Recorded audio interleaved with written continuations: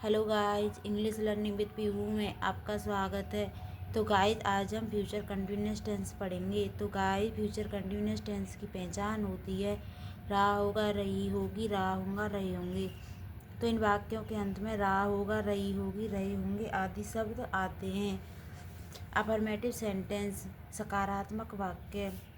तो guys, I we के साथ तो शैल बी का प्रयोग करते हैं, और जो सभी सब्जेक्ट होते हैं आई वी के अलावा उनके साथ विल बी का प्रयोग करते हैं। स्ट्रक्चर, सबसे पहले तो सब्जेक्ट का प्रयोग करते हैं, उसके साथ विल और सेल, उसके बाद विल सेल, और उसके बाद वी, फिर वर्ब की फर्स्ट फॉर्म में आई एन जी, फिर ऑब्जेक्ट। तो सेल का प्रयोग मैंने बता दिया, सेल बी का प्रयोग आई वी के साथ, और विल का प्रयोग सभी सब्जेक्ट के साथ आई वी को छोड़कर।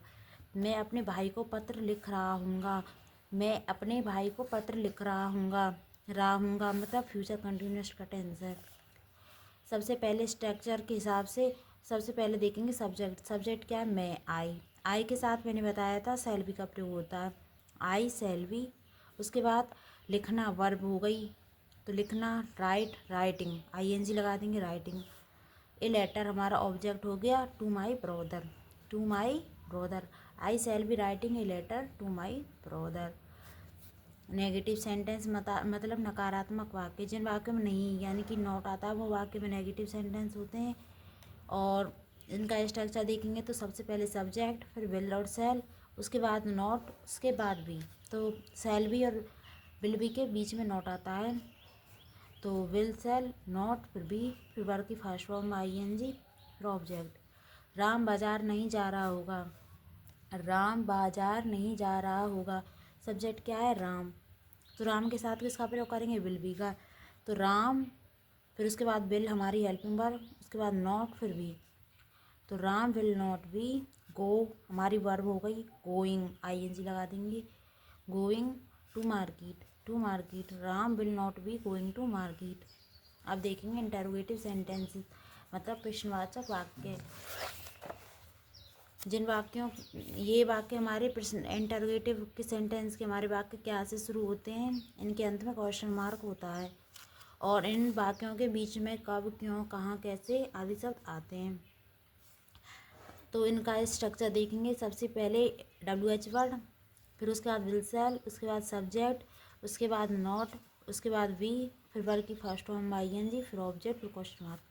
तो जो वाक्य हमारे क्या से शुरू होंगे उनमें तो सबसे पहले विल सेल का प्रयोग करेंगे, और जो वाक्य हमारे कब, क्यों, कहाँ, कैसे सेंटेंसेस में आ जाएंगे ये शब्द, तो सबसे पहले इन्हीं की इंग्लिश लिखते हैं। क्या मैं कार्य नहीं कर रहा हूँगा, क्या मैं कार्य नहीं कर रहा हूँगा। तो ये वाक्य हमारा क्या से शुरू हुआ है, तो सबसे पहले क्या लगाएंगे? सेल, क्योंकि सब्जेक्ट हमारा आई है, आई के साथ मैंने बताया था सेल बी का प्रयोग होता है। तो सबसे पहले सेल, उसके बाद सब्जेक्ट आई, इसमें नहीं है तो सब्जेक्ट के बाद नोट आएगा, फिर उसके बाद वी, फिर उसके बाद हमारी वर्ब वर्किंग।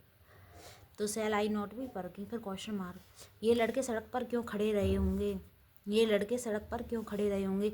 सबसे पहले क्योंकि स्पेलिंग लिखेंगे वाई, उसके बाद ये लड़के, तो इनके साथ विल बी का प्रयोग होगा। तो why will these boys be, खड़ा होना, standing on the road, on the road, why will these boys be standing on the road. क्या मैं नई पुस्तकें खरीद रहा हूँगा। तो सेल आई बी, क्योंकि यहाँ पे सबसे पहले आई है तो आई के साथ सेल भी होता है, तो सबसे पहले सेल, उसके बाद सब्जेक्ट आई, उसके बाद बी, फिर खरीदना बाइंग, आई एन जी लगा देंगे, बाइंग। ऑब्जेक्ट क्या है? नई, नई पुस्तकें, न्यू बुक्स, फिर क्वेश्चन मार्क। तो shall I be buying new books. सबसे पहले देखेंगे इसमें जो वाक्य हमारे क्या से शुरू हुआ तो उनमें सबसे पहले विल सेल का प्रयोग करेंगे, फिर उसके बाद सब्जेक्ट, अगर नोट आए तो सब्जेक्ट के बाद नोट, फिर उसके बाद बी, फिर वर्ब की first form I N G, फिर ऑब्जेक्ट, उसके बाद क्वेश्चन मार्क।